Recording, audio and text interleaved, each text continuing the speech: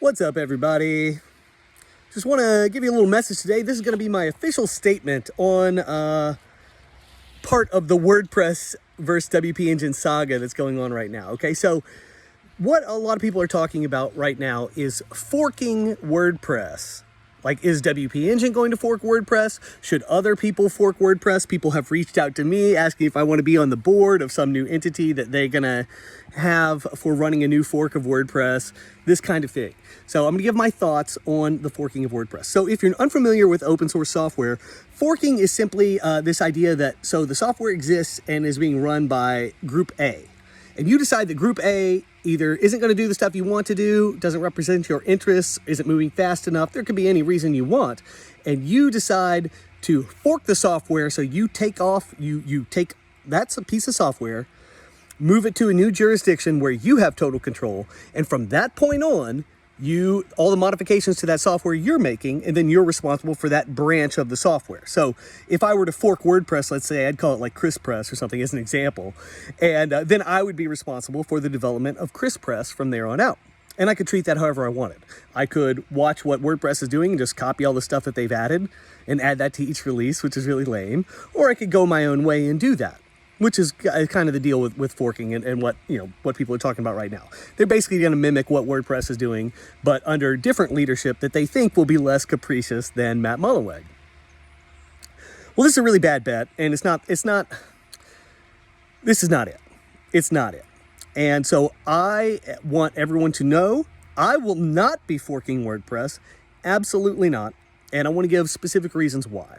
All right, the first reason why I would never consider forking WordPress and why it's a bad move is because WordPress was originally built in like 2001 and 2 as something called B2, and then was forked to become WordPress in 2003. Since that time, the code in WordPress stretches back that far, 23 years in some cases, and the way PHP, the language that WordPress is written in, the way PHP worked back then was not, it was kind of like a halfway language. It wasn't a full computing language. It was not object-oriented at the time. So it wasn't a full object-oriented language like C++, that kind of thing. And it also, it was just very limited. It was very new and very limited. So WordPress was built out with these limited features, which means that the software could never be, unless it was completely redone, it could never be true object-oriented software. And you don't need to know anything about software to really understand this. What I can tell you is that if the software is not fully object-oriented, it is shooting so far below its potential efficiency that it's a joke. Like, there's no point in doing this. Like, I'll put numbers on it. If there's 100 scale on efficiency, I'll put the WordPress core at like 20%. 20% efficient. I think that's high. I'm being generous. Whereas if I were going to try to create a new platform that would take over WordPress, for example, under no circumstances would I fork that inefficient piece of crap.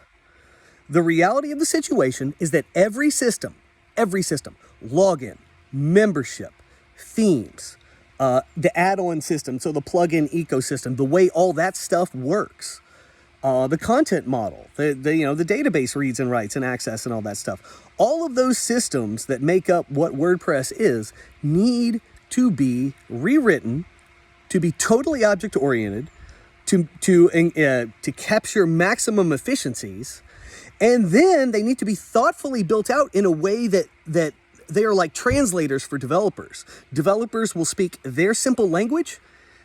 These modules will translate into the language of the larger program and make it easy, much easier than it currently is, to build on add-ons and to leverage existing things within the software that are good and powerful and efficient. This is not the case with WordPress right now at all. It never has been. I can speak confidently on this matter because I spent 3 years of my life in a very specific development cycle rebuilding, or building for the first time, to be honest, a proper theme and design system for WordPress. It is called Thesis.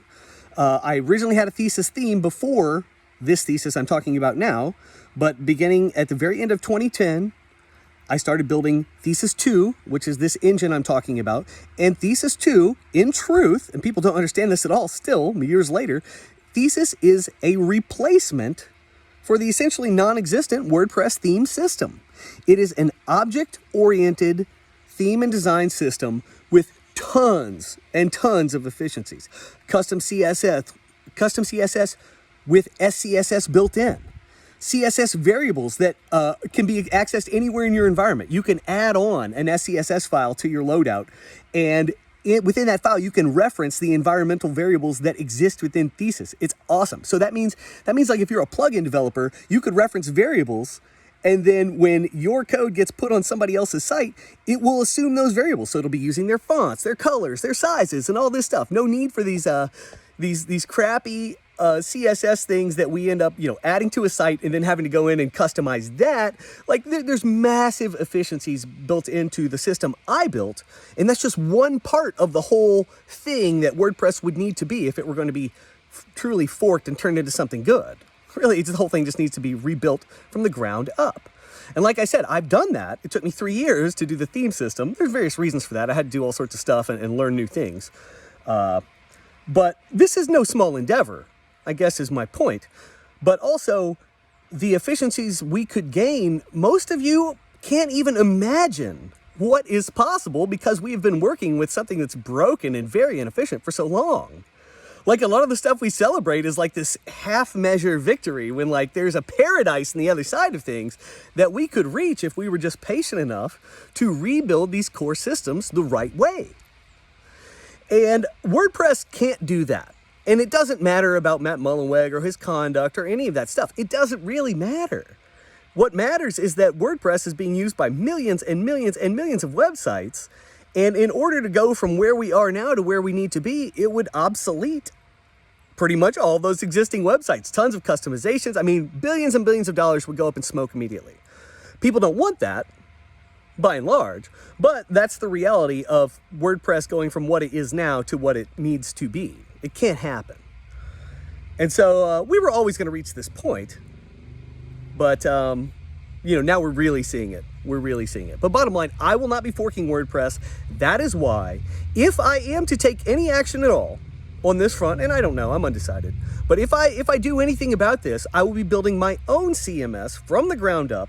It will be completely object-oriented. It will be nothing like WordPress because all the ethos of WordPress is convoluted and bad and, based on all these legacy things that just need to be gone.